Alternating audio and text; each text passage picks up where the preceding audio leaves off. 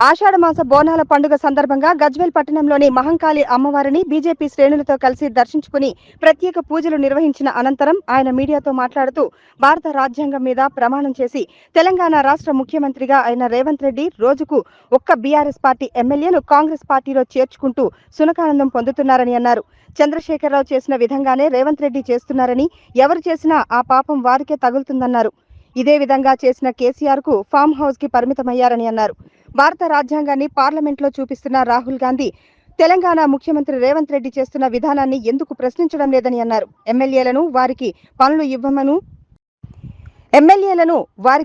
ఇవ్వమను, ఎస్కార్టులు ఇవ్వమను, లేదా ప్రతిపక్ష ఎమ్మెల్యేగా ఉంటే స్టేజీ మీదకి పిలవము అనో బెదిరిస్తూ నీచ రాజకీయాలు చేస్తున్నారని, అదే విధంగా చేస్తే కేసీఆర్ కు పట్టిన గతే రేవంత్ రెడ్డికి మరో 4.5 సంవత్సరాలలో పడుతుందని అన్నారు. ఇంత జరుగుతున్నా తెలంగాణ రాష్ట్రంలో న్యాయ వ్యవస్థ మూగబోయిందని అన్నారు.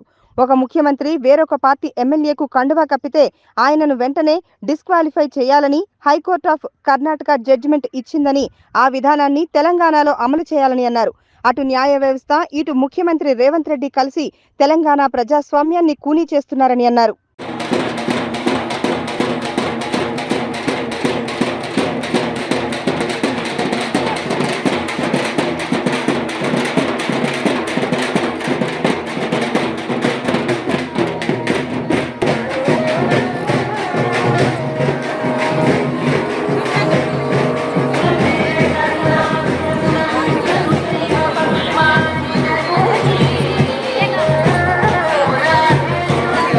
మహంకాళి అమ్మవారి బోనాల సందర్భంగా గజ్వేల్ నియోజకవర్గ ప్రజానికానికి అందరికీ కూడా ఆ అమ్మవారి ఆశీస్సులు ఉండాలని, ఆషాఢ మాసంలో ముఖ్యంగా తెలంగాణ ఆడపడుచులు ప్రతిష్టాత్మకంగా నిర్వహించే ఈ బోనాల పర్వదినం పల్లెలన్నింటిలో సంస్కృతి సాంప్రదాయాల్ని పెంపొందించాలని, ప్రజలందరూ చల్లగా ఉండాలని, మారుతున్నటువంటి సీజనల్ చేంజెస్ వల్ల వస్తున్నటువంటి డిసీజెస్ నుంచి ఆ తల్లి మనందరినీ కాపాడాలని మనస్ఫూర్తిగా బోనాల పర్వదినం సందర్భంగా అమ్మవారిని మనస్ఫూర్తిగా వేడుకుంటూ మా మెదక్ నియోజకవర్గ ప్రజలందరినీ కూడా చల్లంగా చూడు తల్లి అని చెప్పి ఈ సందర్భంగా వారిని వేడుకోవడం జరిగింది. నిర్మాణం చేసి రాహుల్ గాంధీ గారు కాంగ్రెస్ ప్రతిపక్ష నాయకులు రోజు రాజ్యాంగం పుస్తకాలు పట్టుకొని తిరుగుతుంటే భారత రాజ్యాంగం మీద ప్రమాణం చేసినటువంటి తెలంగాణ రాష్ట్ర ముఖ్యమంత్రి రోజుకొక బీఆర్ఎస్ పార్టీ ఎమ్మెల్యేను కాంగ్రెస్ పార్టీలో చేర్చుకుంటూ శునకానందం పొందుతున్నాడు తప్ప ఇంకొకటి కాదు. చాతనైతే మొత్తం విలీనం చేసుకో, బావ బామ్మరిది మామ ముగ్గురు వదిలేసి 35 మందిని తీసుకొని వచ్చి ఒకటే రోజు హోల్సేల్గా కొనుక్కో. అట్లా చేయకుండా రోజుకొకరిని తీసుకొని వచ్చి శాసనసభ బడ్జెట్ సమావేశాల వరకు 2/3 తీసుకొని పోయి విలీనం చేస్తామనే రీతి లోపల చేస్తున్నటువంటి ఈ రాజకీయ క్రీనీడ అది చంద్రశేఖరరావు గారు చేసినా, రేవంత్ రెడ్డి గారు చేసినా కానీ ఎవరిది వాళ్ళకే దాక్కుతుంది. 10 ఏళ్ళు చేసిన చంద్రశేఖరరావుకి ఏ పాపం దాకిందో, ఆయన ఎట్లయితే ఫామ్ హౌస్కు పరిమితం కావాల్సి వచ్చిందో, ఇవాళ మీరు కేసులను అడ్డం పెట్టో, ఇంకొకటో పనులు ఇస్తామనో, లేకపోతే ప్రతిపక్ష ఎమ్మెల్యే ఉంటే నిన్ను స్టేజ్ మీదకి విలువమనో, ఎస్కార్ట్ ఇయ్యమనో, పోలీసులతో కేసులు పెట్టిస్తామనో భయపట్టించి చేస్తున్నటువంటి ఈ నీచ రాజకీయ ఫలితాలని 4.5 సంవత్సరాల తర్వాత రేవంత్ రెడ్డి కూడా అనుభవించక తప్పదని చెప్పి ఈ సందర్భంగా తెలియజేస్తా ఉన్నా. అయ్యా రాహుల్ గాంధీ గారు, రోజు కాన్స్టిట్యూషన్ ఆఫ్ ఇండియా పుస్తకాల్ని పట్టుకొని పార్లమెంట్లో ప్రదర్శిస్తున్నావు కదా, ఆ కాన్స్టిట్యూషన్ మీద ప్రమాణం చేసిన నీ ముఖ్యమంత్రి పశువులో సంతల్ని కొన్నట్టు కొంటున్నాడు తెలంగాణలో ఒక బీఆర్ఎస్ పార్టీ ఎమ్మెల్యేలని. ఎందుకు దానికి చెక్ పెట్టలేకపోతున్నారో ఒకసారి చెప్పాలి. ఇంత ఘోరం జరుగుతుంటే ప్రశ్నించాల్సిన 4th ఎస్టేట్ మాట్లాడేది, న్యాయం చెప్పాల్సిన న్యాయమూర్తులు మాట్లాడారు, చర్యలు తీసుకోవాల్సినటువంటి న్యాయమూర్తులు మౌనంగా చూస్తారు.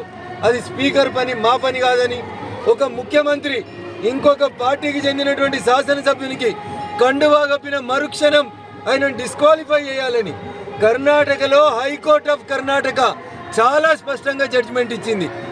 ఎందుకు తెలంగాణ న్యాయమూర్తులకు మౌనంగా ఉన్నారు? ఎందుకు సుప్రీంకోర్టు జడ్జీలు మాట్లాడతలేరు?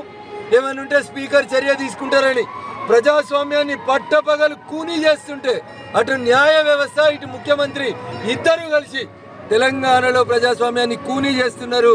దీనికి ఖచ్చితంగా తెలంగాణ సమాజం చంద్రశేఖరరావుకి ఏ సమాధానం అయితే చెప్పిందో రేవంత్ రెడ్డి కూడా అదే సమాధానం జరంత వెనుక జరంత ముందు చెప్పక తప్పదని సందర్భంగా హెచ్చరిస్తా ఉన్నాం. భారత రాజ్యాంగం మీద ప్రమాణం చేసి రాహుల్ గాంధీ గారు కాంగ్రెస్ ప్రతిపక్ష నాయకులు రోజు రాజ్యాంగం పుస్తకాలు పట్టుకొని తిరుగుతుంటే భారత రాజ్యాంగం మీద ప్రమాణం చేసినటువంటి తెలంగాణ రాష్ట్ర ముఖ్యమంత్రి రోజుకొక బీఆర్ఎస్ పార్టీ ఎమ్మెల్యేను కాంగ్రెస్ పార్టీలో చేర్చుకుంటూ శునకానందం పొందుతున్నాడు తప్ప ఇంకొకటి కాదు. చాతనైతే మొత్తం విలీనం చేసుకో, బావా బామ్మరిది మామ ముగ్గురుని వదిలేసి 35 మందిని తీసుకొని వచ్చి ఒకటే రోజు హోల్సేల్గా కొనుక్కో. అట్లా చేయకుండా రోజుకొకరిని తీసుకొని వచ్చి శాసనసభ బడ్జెట్ సమావేశాల వరకు 2/3 తీసుకొని పోయి విలీనం చేస్తామనే రీతి లోపల చేస్తున్నటువంటి ఈ రాజకీయ క్రీనీడ అది చంద్రశేఖరరావు గారు చేసినా రేవంత్ రెడ్డి గారు చేసినా కానీ ఎవరిది వాళ్ళకే దాక్కుతుంది.